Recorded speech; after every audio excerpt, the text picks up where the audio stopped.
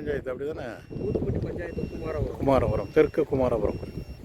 கோல்பட்டி அருகே உள்ள ஊத்துப்பட்டி பஞ்சாயத்து, தெற்கு குமாரபுரம் பகுதி. ஒரு 40-45 அடி ஆழ கிணறு ஒன்று இருக்குது. இங்கே ஒரு போர்வெல் வேறு போட்டிருக்காங்க. ஒரு போர் தானே போட்டிருக்கீங்க? அதில் ஒரே ஒரு போர்வெல் போட்டிருக்காங்க.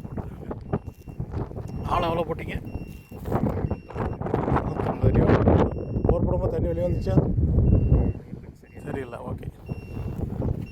இப்போ ரொம்ப அருமையான ஜாலஜிக்கல் பேக்ரவுண்டு உள்ள இடம். அந்த தூரத்தில் தெரியுது வந்து குவாட்சைட், அதாவது சீனிக்கல் பாறை. அந்த மலை உச்சிலேயோ அந்த மலையுடைய மேற்கு ஓரத்திலேயோ போர்வெல் போட்டால் நிறைய தண்ணி வரும்.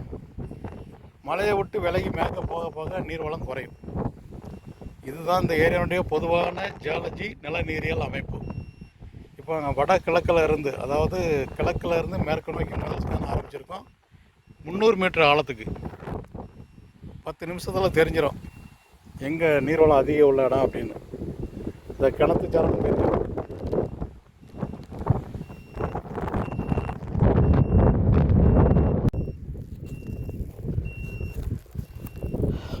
இது மேற்கு நோக்கி 2வது ஸ்கேன்.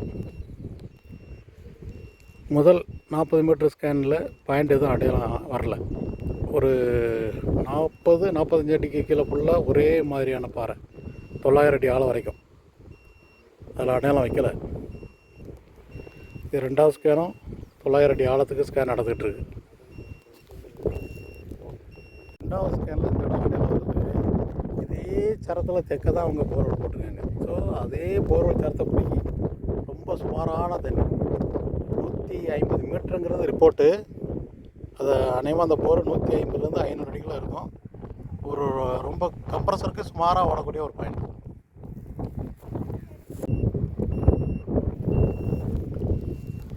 மேற்கு நோக்கி இது 3வது ஸ்கேன். 300 மீட்டர் ஆழத்துக்கு ஸ்கேன் நடக்கு. தூரத்தில் தெரியுது குருமலை, ஊத்துப்பட்டி கிராமம், தெற்கு குமாரபுரம் பகுதி. 2வது ஸ்கேனில் அங்கே ஒரு போர் இருக்குது. கரெக்டாக அந்த போர்வெல் சரத்தை பிடிச்சி இங்கே பாயிண்ட் வருது. மிக சுமாரான ஒரு பாயிண்ட்.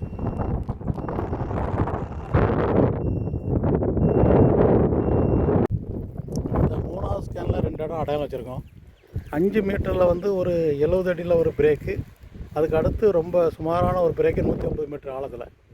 அது 5 மீட்டர் அடையாளம் வச்சுருக்கோம். இதில் 70 அடியில் மட்டும் ஒரு பிரேக் ஆரம்பிச்சு 3வது ஸ்கேன் முடிஞ்சது.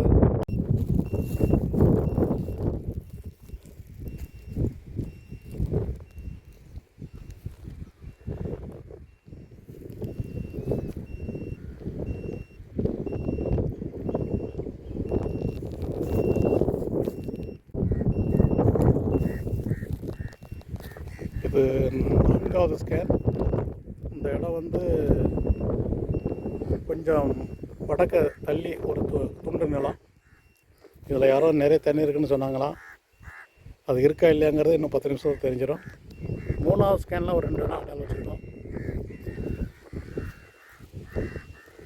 அந்த 3வது ஸ்கேனில் கிழக்கு உள்ளது தான் ஃபஸ்ட்டு சாய்ஸ்.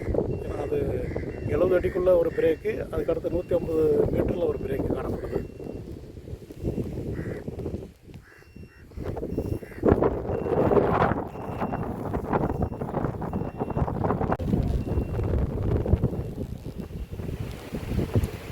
இது 5வது ஸ்கேன்.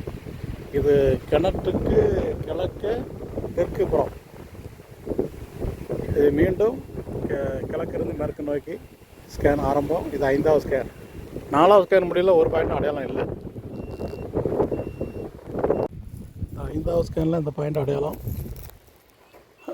25.30 மீட்டர் டிஸ்டன்ஸில். இது 200 மீட்டர் ஆழத்தில் இந்த நீர்வளம் காணப்படுது. கரெக்டாக இதே சாரத்தில் இந்த ஊருக்கு பொதுவான போர்வெல் இதில் கிடக்கு. அதே சாரம் வடக்க. இது மிக துல்லியமான கண்டுபிடிப்பு.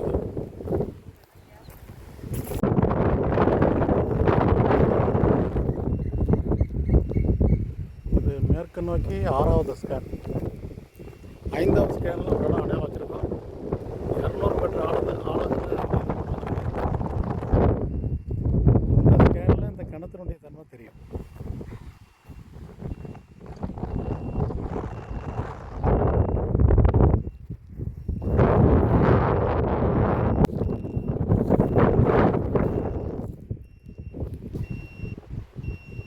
நோக்கி 7வது ஸ்கேனு 2வது வரிசை. கிணறு ஆழப்படுத்தக்கூடாது, சைடு போர் போடக்கூடாது, நட்டு போரும் போடக்கூடாது. அதற்கான தகுதி அதுக்கு இல்லை. 6வது ஸ்கேனில் ஒரு பாயிண்ட் அடையாளம் இருக்கும், 4.90 மீட்டர் டிஸ்டன்ஸில்.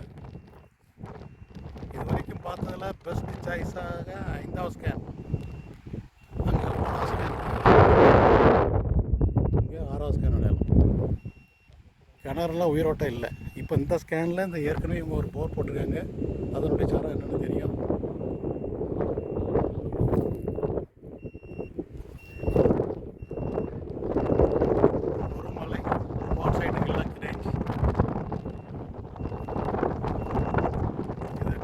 கதிரேசமலை கோயில் வரைக்கும் இதே வடக்கு தெற்கில் இருக்கும். கதிரேசமலை கோயிலிருந்து கிழக்கு மேற்கு கடலையூர் வரைக்கும் போகும். அதை ஃபோல்டுன்னு சொல்லுவோம். அந்த நீரோட்டம் போல் இங்கிருந்து வடக்கு தெற்காக போய் கதிரேசமலை கோயிலிருந்து கிழக்காக போயிடும்.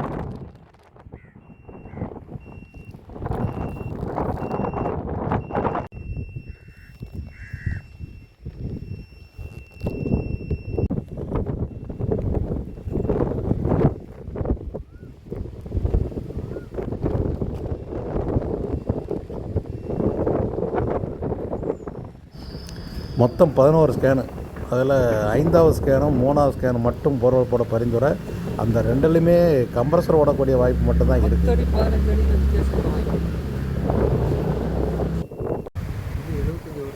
75 ஆண்டு கால வேப்பு.